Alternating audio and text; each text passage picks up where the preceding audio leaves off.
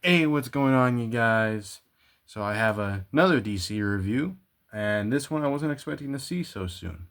But let's get right into it. So today I'm reviewing the DC Mcfarlane Multiverse Gold Label Collection, Lieutenant James Gordon. But I'm just going to use him as my Commissioner Gordon because, yeah. On the side you got James Gordon from Batman Year 1. On the other side you got Lieutenant James Gordon. On the back, you have some artwork of Lieutenant James Gordon there. And first off, right off the bat, we will of course get into the more boring accessories. You have the little stand here. And the trading card with Lieutenant James Gordon. On the back, it has a profile, which says real name, Lieutenant James Jim Gordon.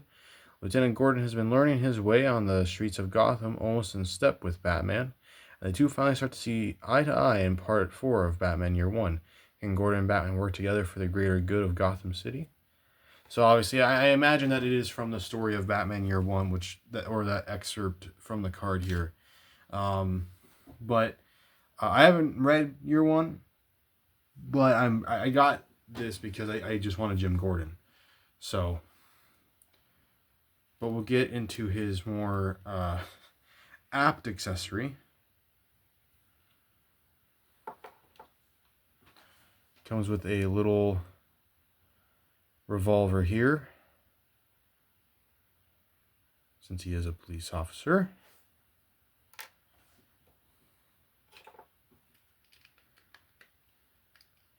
And let's get looking at Mr. Gordon here.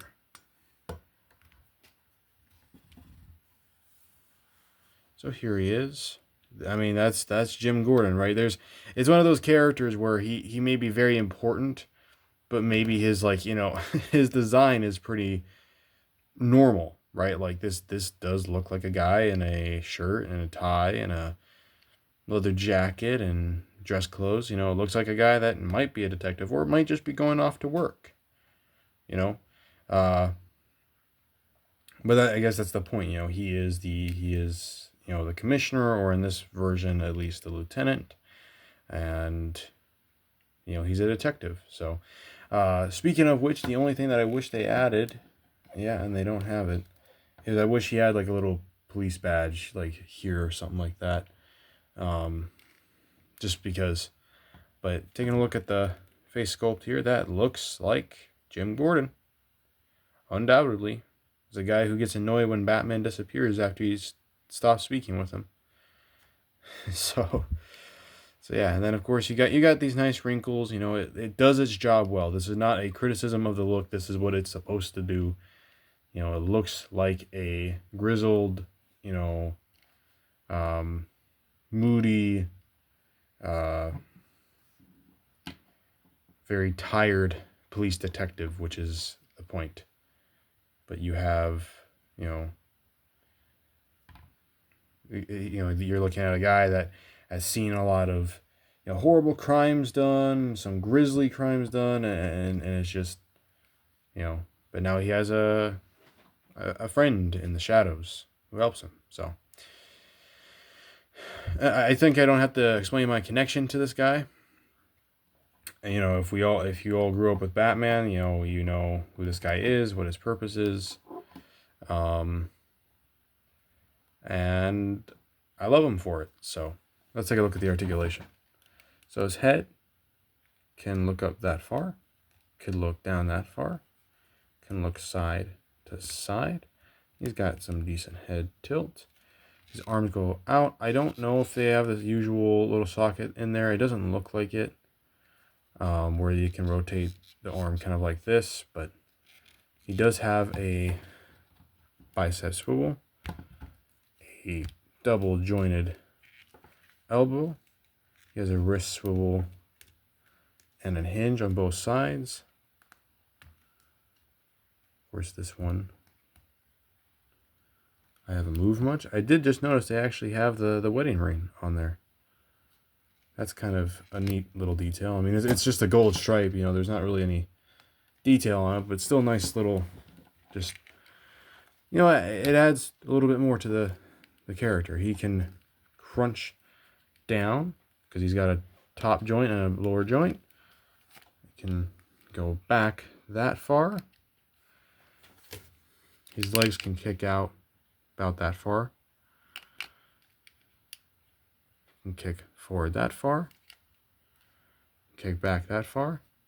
Doesn't really have any swivel up at the thigh, but has double jointed knees. As you probably can tell, I haven't moved that leg much. But I will say it does look a little weird because, you know, these are wrinkled pants here. And then he's got an ankle joint that allows it to go that far down, that far up, swivels and rocker, and toe articulation. So, with that being said, see if we can get him to stand now and get in some comparisons. So I'll try to stand him as far away as possible to where he's still in frame. Now let's hope the two comparisons I decide to bring down will stand for me. I think he will. So we have my very classic Batman. You know, Batman's first appearance. I got to get this guy straightened out here. This Batman is taller. I don't know if that's canonically correct, but he kind of looks like way bigger than Jim. Okay, let me get my favorite DC hero and my favorite Bat family member, Nightwing. There you go. The original trio here. It's really cool to see. Have them side by side. So yeah. And we'll take those two out here. So yeah, you know, I mean, what else can I say? It is a Jim Gordon figure, and he does what he needs to. You know, they wanted to get really niche, and I don't know if Mcfarlane will, since it is coming to an end, but, you know, you could do, I think his name's Samuel Bullock. There's another, like, detective that, there's also Renee Montoya. You could do a couple other policemen, but I don't know if they'll get to that. I am just glad that they got to Jim here, because, you know, he's very important in the Batman universe, and I'm very happy to have him. So yeah. I wish I could say more. I mean, because it's a great figure. I'm glad that they made a Jim Gordon, and that we have that option, because, like I said, he's pretty important in that criteria of Batman related characters. Admittedly, you know, he's probably not the most exciting action figure, and that's fine, because he's not supposed to be. he's you know, he's just a regular guy that's a cop, you know. So that's it. So I hope you guys did enjoy this very short review. I know this is shorter than most of my videos, but if you did, like, share, and subscribe, and I will see you in the next one. Peace.